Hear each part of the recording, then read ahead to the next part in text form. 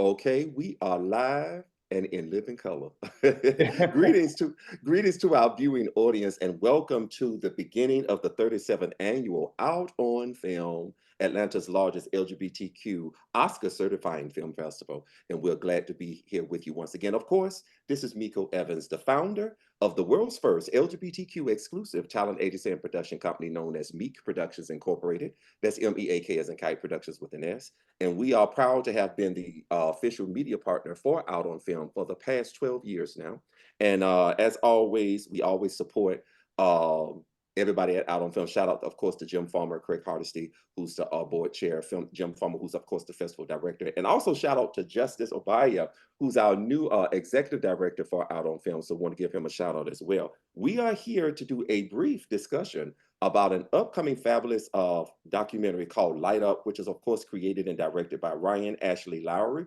And that is going to be debuting Sunday, September the 29th at 4 p.m. at the Midtown Arts Cinema. And that's one of the main locations for Out on Film's film festival. So be sure to get your tickets and VIP passes right now. It is still a hybrid festival, so you have no excuse. If you can't show up in person, you can still view it virtually. So please get your tickets now at www.outonfilm.org. Once again, that's outonfilm.org. We have on the line Ryan, the creator director, along with two of the cast members, Pastor Benjamin Carlton,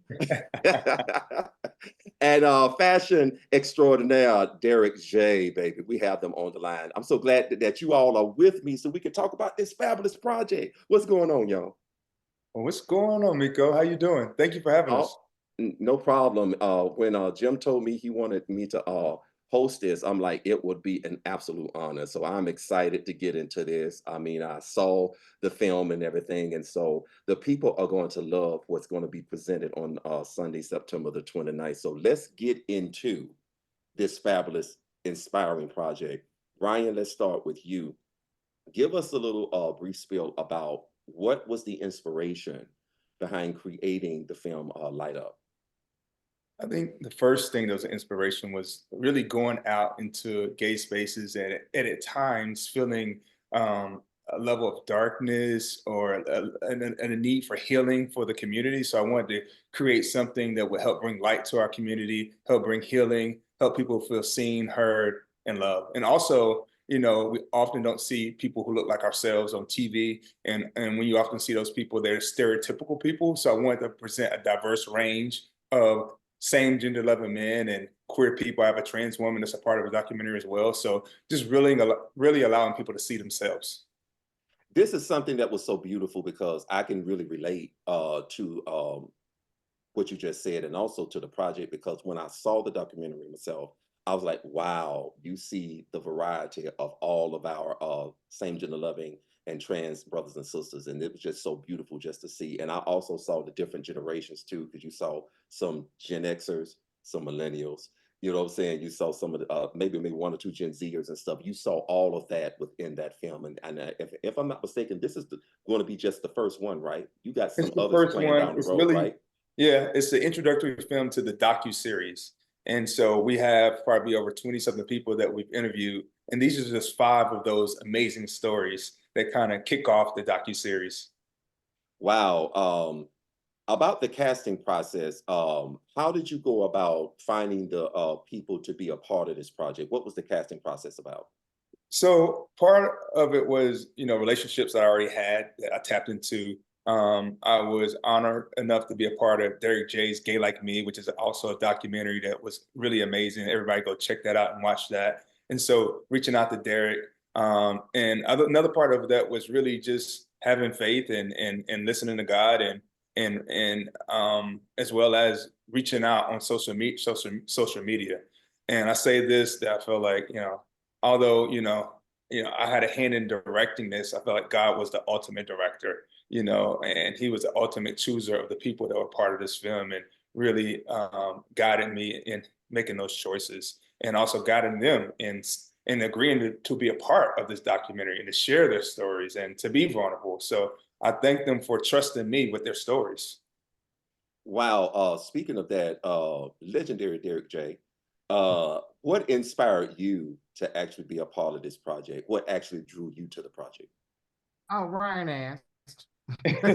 So, and the thing about it is I feel like, well, one, when Ryan asked me to be a part of it, a lot of people don't know. They see me on television, but a lot of people don't know a lot about me just as a person. So, I said if I was going to tell my story and be able to be vulnerable and and let people know who I am, I want to do it for a friend. No, not just for, anybody else. So when he asked and he told me what the project was about, I was down for it. Wow, I'm glad you brought that up because it's very important that we have safe spaces to really be Mhm. vulnerable and to share our stories. And what was so unique about you, Derek J, is because you have been on reality TV and stuff like that. Sometimes people can lock you into that box and what they see on reality TV and not realize that you are so much more than that. And what I love Mhm. about this particular documentary is that it's going to open people up to actually see you for who you really are. And as it is written, we overcome by the power of our testimony. And so that's why it's so powerful to even see you in this project and to actually get that side of your life and who you really are. And speaking of that, since the doors of the church is already open, we're gonna go over here to Pastor Benjamin because your entire story, because I can relate really to everybody's story in different segments and everything that you all shared. But you, in particular, for you to have grown up the way that you did, be heavily involved in the church, heavily involved in ministry, and to have your epiphany and to come out, share with the audience, because we don't want to give away too much. We want y'all to come see the movie and the documentary. But tell us a little bit about your inspiration in being a part of the project and what you wanted to present and what you wanted to relate to the audience and being a part of this project. Uh, my answer is Derek's answer. Ryan asked. We both shared the same air at one point. He attended Florida State, and I Yes, was across the track at the illustrious Florida Agricultural Mechanical University. Damn you. And Florida, so, yeah, fam, you. so anytime I have opportunity to support home, let's do it. And so, the short of it, I kept getting closer to God. And I said, there's no way that all of this love produces all of this hate. Something's not right here. Mhm. And the closer I got to God, the more I saw myself, the more I saw the divinity of my existence, the more I saw God's hand and purpose over my life. And I realized being queer was a part of the story. Being queer was actually the magic touch of the story that makes me relatable, my masculine, my feminine. And then when I started doing history, and figured out why homosexuality is the biggest sin of all sins, I said, wait a minute, mankind did this. The stories you tell become the life that you live, and billions of dollars have been spent telling the story of the big bad homosexual. So of course everybody's talking about it because that's where the money's going. Nobody's spending a lot of money on the pimp. Nobody's spending That a lot of part. money on the men that cheat. Nobody's spending a lot of money on the adulterer or the cusser, but there's a lot of money spent on the homosexual. And so that's why it's the biggest story. And once I got free from people's opinions, once I tapped into the truth of God's love, it was so easy to then begin to live in my truth and share that truth. Wow. Your testimony in particular is really going to bless a lot of people who are still kind of, I feel, caught up in that struggle in reconciling their sexuality with their spirituality. And so in that process, you actually being in the pulpit and actually, being in the closet like many of us were back in the day, and then having to come to terms with it. And now you're having to reconcile that part of you. How was it when you had to start realizing that, okay, the people that I used to condemn, I used to be, I'm one of you, so now I have to actually, come out and actually correct that and stuff. How was that process?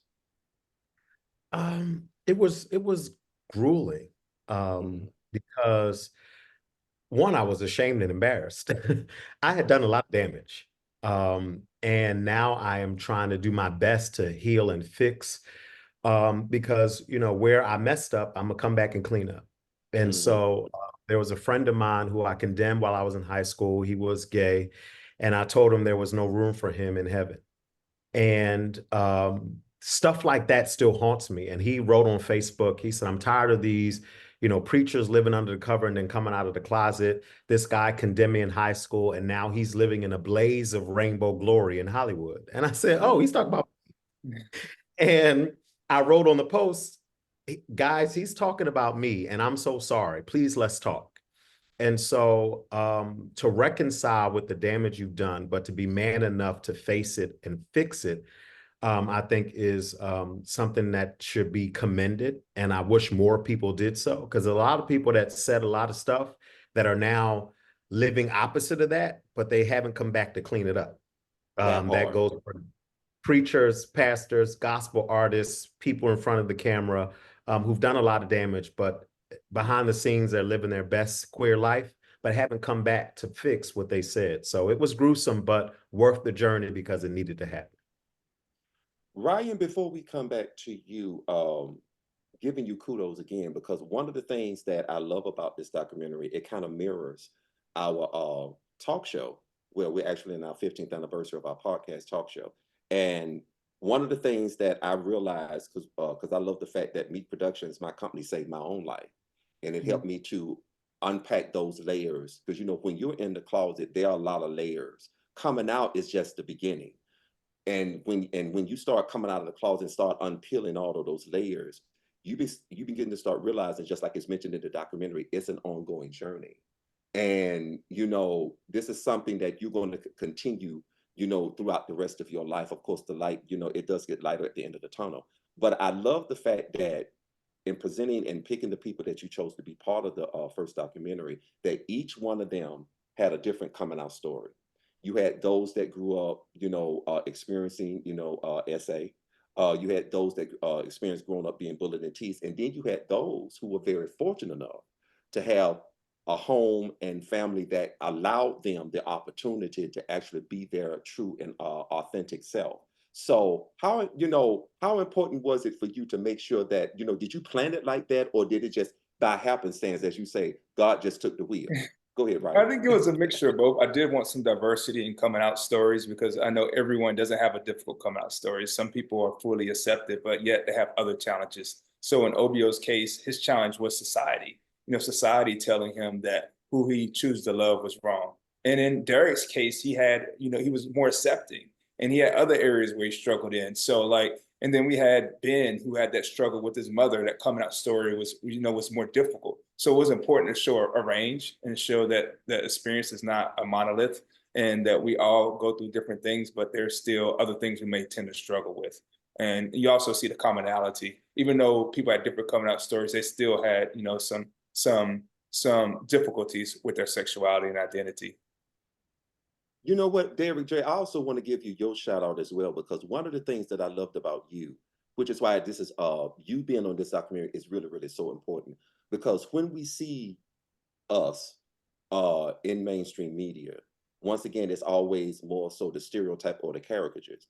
And you being a feminine gay male, what I love about you is that you show that we can be professional business owners.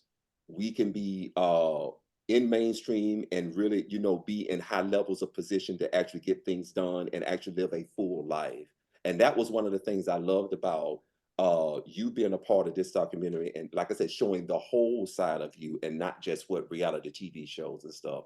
Talk to our audience a little bit about the importance of making sure that they see that other side of you. Talk about that a little bit more.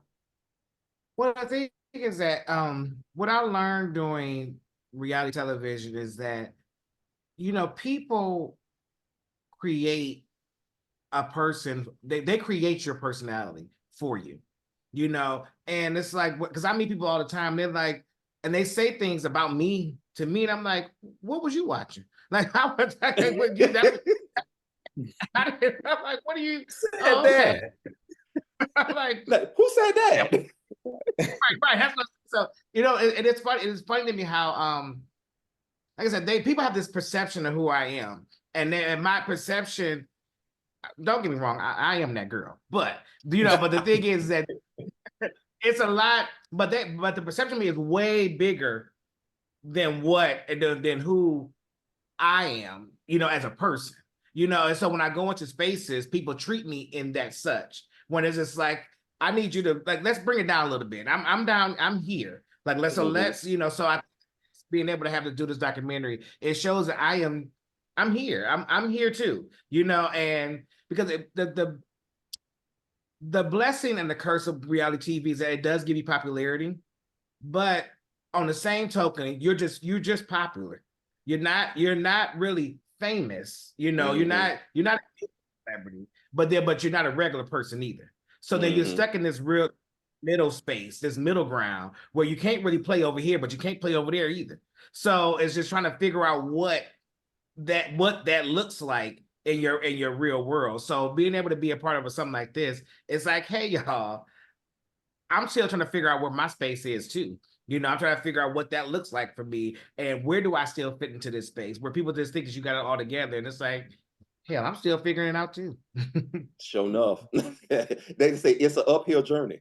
It's an uphill journey. And getting back to you, Benjamin, because you had a lot of jewels in this documentary, and I'm gonna talk about two actually. One in particular is you made a statement, your pastor is not your therapist. Lord, my hands went up in the air. I'm with you. I had to tell him thank you. Because right in that statement, it reminded me of a revelation that came to me years ago about a lot of people don't realize there's a difference between being religious and being spiritual. And in that statement, I think you summed it all up. Yeah, your pastor is not your therapist. You got to learn to separate the two at times and stuff. So talk to us a little bit about that. The one thing that I wish I would have done prior to coming out was going to therapy, to deal with the energy that would come after such national exposure on such a hot topic. And a lot of times we have licensed pastors or unlicensed pastors in position who have absolutely no idea what they're doing, never been trained, and are not professional enough to handle your mental wellness. Therapy is a science. People who've gone to school for it are experts in this field. And so they are the one, you would not go to a mechanic to do heart surgery. That part. So why are you going to a preacher to handle your mental wellness?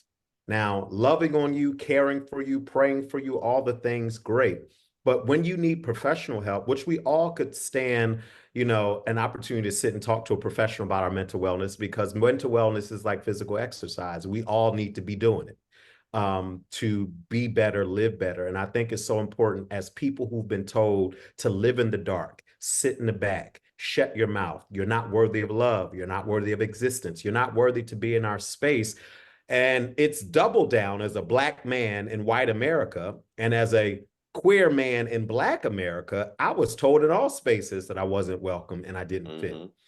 So to experience that and not help have a professional help me out of it, I think is dangerous. And I think it's so important that we normalize working on our mental health and overcoming the trauma, the stigma, the word scars, the things that cause us to put on a mask and show up as our unauthentic self or inauthentic self. The most beautiful thing that I saw, there were many beautiful things I saw, but this one in particular that it also involves you and legendary Octavius Terry. Shout out to him. And finding out that the person that was your catalyst and your inspiration in coming out was actually a part of this documentary. And I actually saw that. How was that when you actually realized that this is the person I saw in the photo and stuff? Just tell us a little bit about that part as we get ready to close out. Go ahead. So I kept staring at this man, not only because he's fine, but I was like, why do I know him? I know him for some reason. And it would not click the entire time we were filming. It wasn't until the end I was like, hey, it's you.